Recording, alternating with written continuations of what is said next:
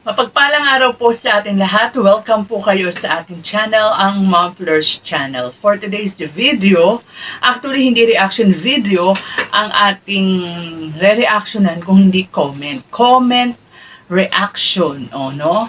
Kasi nagbabasa nga ako ng mga iba't ibang mga komento, bakit hindi naniniwala o hindi makapaniwala ang mga ilan sa mga daddy fans o supporters sa paliwanag ni Sir Dan tungkol sa shirt o sa crop top, no, na binili niya sa El Nido, Palawan.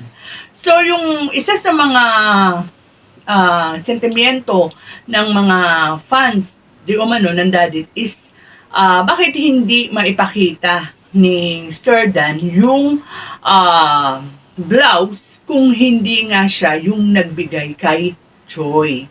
Ayaw nilang tanggapin yung paliwanag ni Sir Dan na pinalaundry. So, itong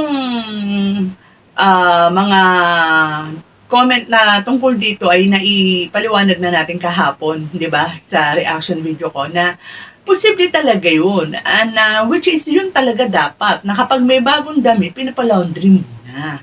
Tulad nga sinabi ko kahapon, lalo't kapatid niya yung pagbibigay niya.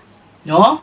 And yung isa pa sa mga nabasa ko is, bakit papasalubungan ni Beyonce si Joy, hindi naman yan ang close niya sa Kalingap Angel. Sabi nila. So, yung tungkol dyan, hindi ko yan mabibigyan ng reaction kasi hindi ko naman alam kung sino-sino yung mga magkaka-close dyan sa Kalingap Angels. Pero, ang masasabi ko lang dyan is, bakit naman natin agad hinuhusgahan si Beyonce? Baka mamaya, lahat naman ng Kalingap Angels ay binigyan niya kay close niya o hindi, di ba? Lalo na yung batch 1. So, bigyan pa rin natin ang benefit of a doubt, di ba? Huwag po tayong naninigurado. Bagay, okay lang naman yun na nagtatanong kayo ng ganun para sa kaliwanagan. So, yun lang po yung masasabi ko dyan. Doon sa pangatlo, ito po yung gusto kong bigyan talaga ng reaksyon. Yung sinasabi ng iba na nakita nila o napanood nila yung pamimili ng souvenir ni Beyonce at wala silang nakita na biniling ganun si Beyonce. Wala raw biniling blouse o t-shirt si Beyonce. So, tinignan ko, pinanood ko yung sinasabi nilang video at ito po ay matatagpuan natin sa wife ni Sir Olives. Ayan, dyan po yung channel niya, no? Kung gusto niyo pong panoorin yung full video, kayo na po yung mismong manood kasi ayoko pong maglagay dito ng video kasi mas maganda kung kayo na mismo yung manonood sa kanyang channel. Ayan, why po siya ni Sir Olives TV. Ayan. So, ang masasabi ko po dun sa nung napanood ko yung video na yun, oo, walang binili si Beyonce dyan na ganung klase ng t-shirt o crop top, no, o blouse.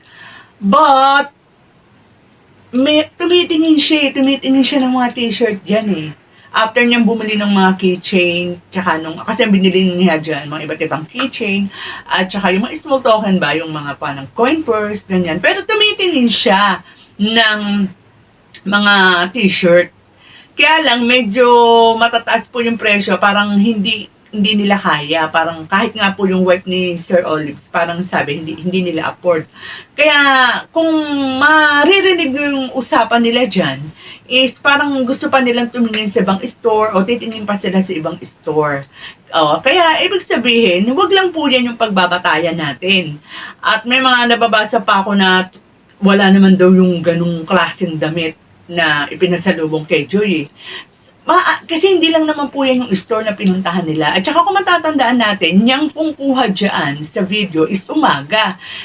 Nung pumunta sila dun sa pasalubong center sa pasalubong doon sa store na pinagbilhan ni Sir Dan ng damit, gabi na. 'Di ba? So, wag po tayong bumatay lang. Tama yung isang daddy supporter na nabasahan ko, hindi ko nga lang na-screenshot, wag tayong bumatay sa nakikita lang natin o sa naririnig natin. Di ba? Tulad ng sinabi ko kanina, mag-benefit of a doubt, wag muna tayong manghusga. no? Wag muna natin isarado yung isip natin.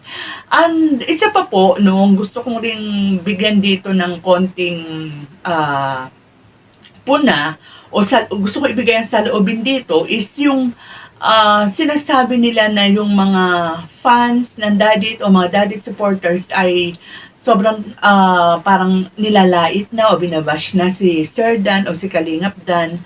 Well,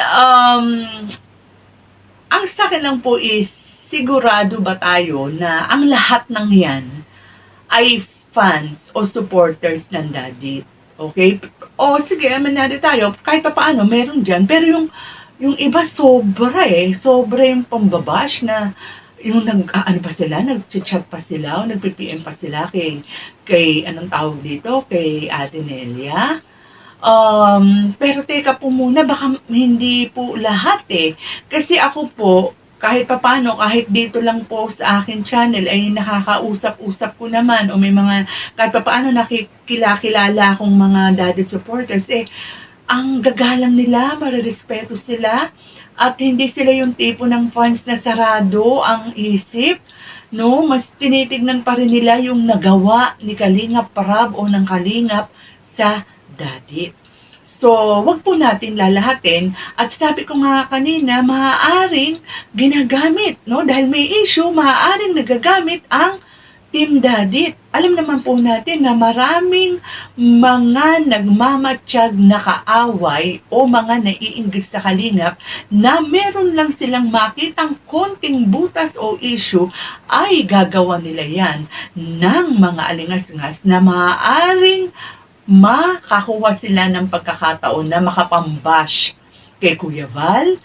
Siyempre, lalo-lalo na kay Rab, dahil alam naman natin na kumbaga sa puno ay napakabunga ni Kalingap Rab ngayon. Kaya ingat po tayo at ingat din tayo sa mga panghuhusga natin, dahil sa hindi ko naman po pinagtatanggol ang Dadit fans, at gagawin ko naman to kahit sa kaninong mga love team ng Kalingap, kaya lang po, baka hindi naman po lahat yan ay mga fans nila. Kasi tulad po nga po ng sinabi ko kahapon, ay pinagmamalaki pa nga po sila ni Medit na itong mga supporters nila ay tumutulong kahit hindi sa Dadit.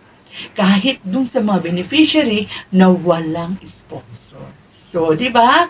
Nakakaawa naman po kung ma-hurt natin yung feelings nila.